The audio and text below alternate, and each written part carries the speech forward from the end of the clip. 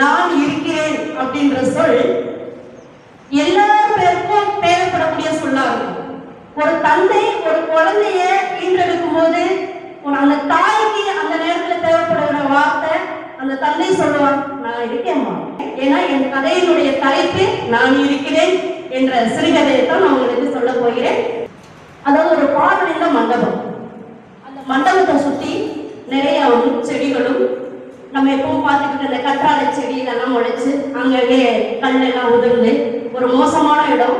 அந்த இடத்த நம்ம கடந்து சொல்றதுக்கே கூட யோசிக்கக்கூடிய இடத்துல ஒரு மனுஷன் வாழ்ந்துட்டு இருக்கோம். அந்த மனுஷன் யார் அப்படின்னா ஒரு பிச்சைக்காரர்.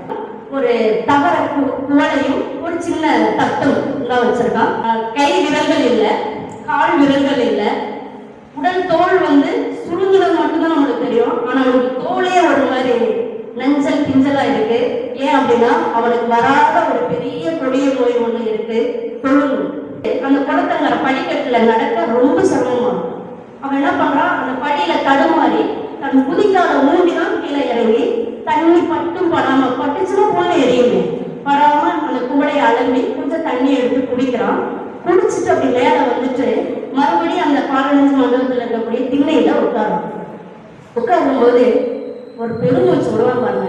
அப்போ என்னடா அந்த உலகத்துல இல்ல, அழகான காற்று, நல்ல சாதம், நல்ல நீர், பச்சை பசேல் வயல்வெளிகள் இருக்க ஒரு இடம் அப்படின்னு இந்த உலகத்தை நினைச்சு நான் ரொம்ப பெருசா சந்தோஷமா இருக்கின்ற மாதிரி தன்னை உணர்ந்துக்கிறேன். அவன் மனசுக்குள்ள இன்னொரு எண்ணம், என்னடா உனக்கு இருக்குன்னு இவ்வளவு சந்தோஷப்பட்டுக்கிற, இருக்க இடம் இல்லை, ஒரு பாத்திரம் இல்லை, எதுவுமே இல்லை, நாளைக்கு உனக்கு சாப்பிடுறதுக்கு சாப்பாடு கூட இல்லை, ஆனா நீ ரொம்ப சந்தோஷப்பட்டுக்கிற உங்களை நினைச்சு அப்படின்னா இவன் ஒரு வீட்டுக்கு முன்னாடி போய் பிச்சை எடுத்து நிற்கிறாங்க.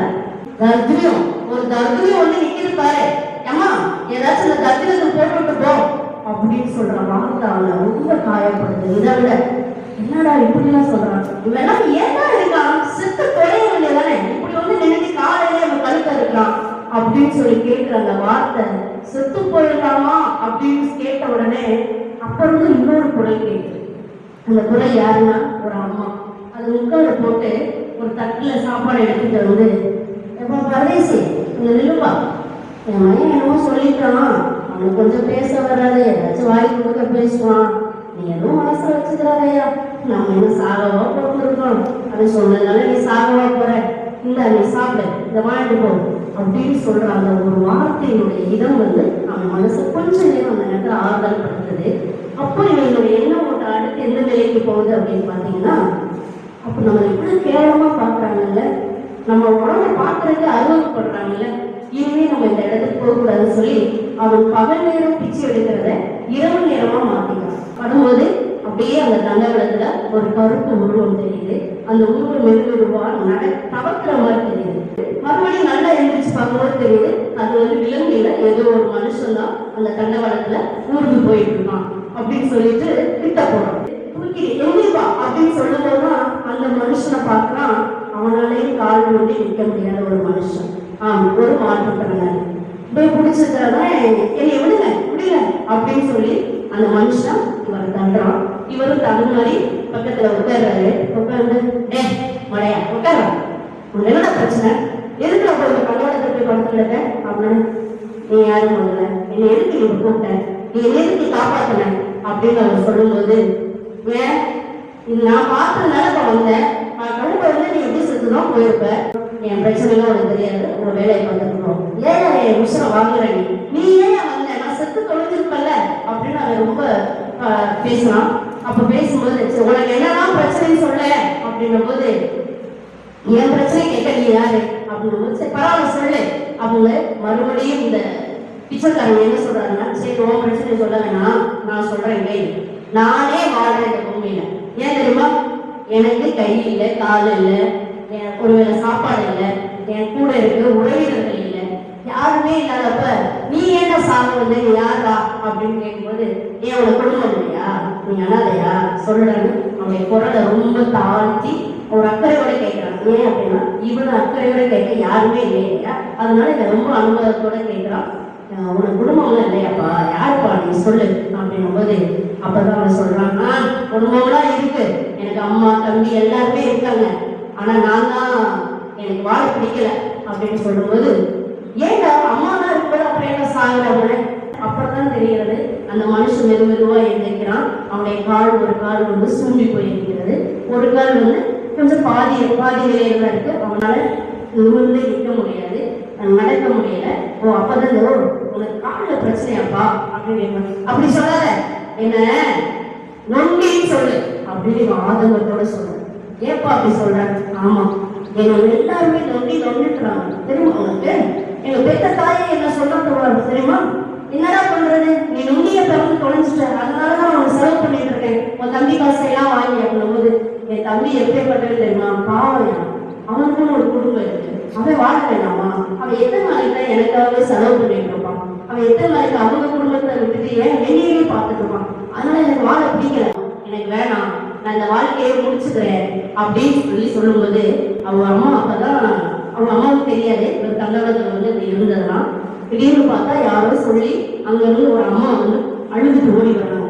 நான் பெத்த மயனே எங்கடா இருக்க சாமி, நான் தான் இருக்கலாம் அவன் கூட, நீ எங்க இருக்கப்பான்னு ஓடி வரும்போது அங்க வந்து நிறைய கூட்டம் கூடிட்டு இருக்கும்போது அந்த கூட்டத்துல இருக்க மனுஷர்லாம் கேட்கிறாங்க, ஆமா இங்க ஒருத்தர் திருவாரூர் ஒரு பிச்சைக்காரன், அவன் எங்க காணோம்? இப்படி தேடிட்டே இருக்காங்க. கொஞ்ச நேரத்துல திரும்பி பார்க்கறான், யாரும் இந்த காலை இல்லாத மனிதன் திரும்பி பார்க்கறாரு. பார்த்தா அங்க அடிபட்டு கிடக்கிறது வேற யாரும் இல்லை, இந்த தொழுநோயாளி தான் அடிபட்டு. அப்பதான் இவன் அழுகுறான், ஐயோ எனக்கு நீ ஆறுதல் சொன்ன, என்னைய வாழ வைக்கிறது எவ்வளவோ கதைகள் சொன்னீங்க, ஆனா நீ இப்படி போயிட்டியோ அப்படின்னு சொல்லி இதை அழுதுட்டு இருக்கப்பதான் அவங்க அம்மா வேமா அழுதுட்டு ஓடி வர கூக்குரல் கேட்குது. அப்ப இந்த பையன் சொல்றான், ஏமா நான் இருக்கேம்மா, ஆனா என்னைய வாழ வச்சவன நான் சாகடிச்சிட்டேமா அப்படின்னு சொல்றான். ஏன்னா இவ்வளவு நாள் உணவு இல்லாம உடை இல்லாம எதுவுமே இல்லாம தன்னம்பிக்கையா வாழ்ந்த அந்த மனுஷனை இவன் வந்து என்ன பண்ணிட்டான், சாகிறதே கூட சொல்லி கொடுக்குறான். இந்த உலகம் நம்மளை இப்படி எல்லாம் பார்க்குது, இந்த உலகம் நம்மள்ட்ட எது இல்லையோ அதை சொல்லி குற்றம் சொல்லி நம்மளை வாழ விடாம தடுக்குதுன்ற விஷயத்த அவர்கிட்ட விதைச்சிட்டு, அவன் என்னைய வாழ வைக்கிற விதைச்சிட்டு அவன் இறந்துட்டாமா, இதுல நான் என்னமா செய்ய, ஓமைய சாகல நான் இருக்கேன் அப்படின்னு சொல்லி இந்த கதையை வந்து முடிக்கிறாங்க. ஸோ அப்ப இதுல இருந்து என்ன தெரிய வருது அப்படின்னா, இந்த உலகத்துக்கு நம்ம எதை சொல்றோமோ எதை விதைக்கிறோமோ அதுவாக மனிதர்களும் மாறுவாங்க. அதனால எப்பவும் நம்ம சொல்லக்கூடிய இந்த வார்த்தை நான் இருக்கிறேன் அப்படிங்கிற இந்த வார்த்தை வந்து எங்கே எப்படி யாருக்கு சொல்றத பொறுத்துதான் நம்முடைய வாழ்க்கை மாறும். நாம் யாருக்காச்சும் ஒருத்தருக்கு நான் இருக்கிறேன்ற வார்த்தையை ஆறுதலாக கூடி அவர்களை வாழ வைப்போம் என்று கூறி கொண்டு வரும் மரமாகும் கதையெல்லாம் வாழ சொல்லித்தரும்.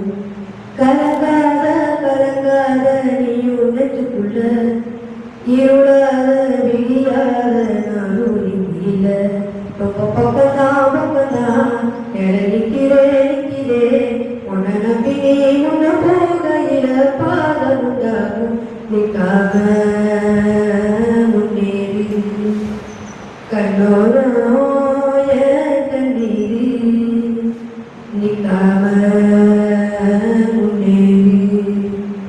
அன்பால நீ கை சேரி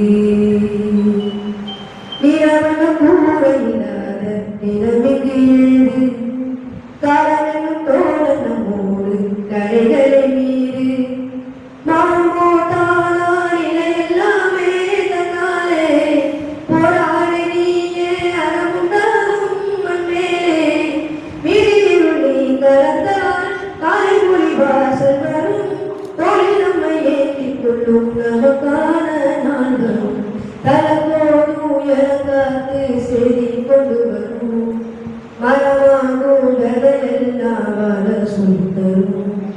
கலங்காத நீயும் நெஞ்சுக்குள்ள, இருளாத விடியாத நானும் இல்ல, பக்கம்தான் நிற்கிறேன் உன்னை நம்பி உன்னை போகையில பாதம் உண்டாகும், நிற்காம கண்ணோய கண்ணீரி, நிற்காம முன்னேறி அன்பால நீ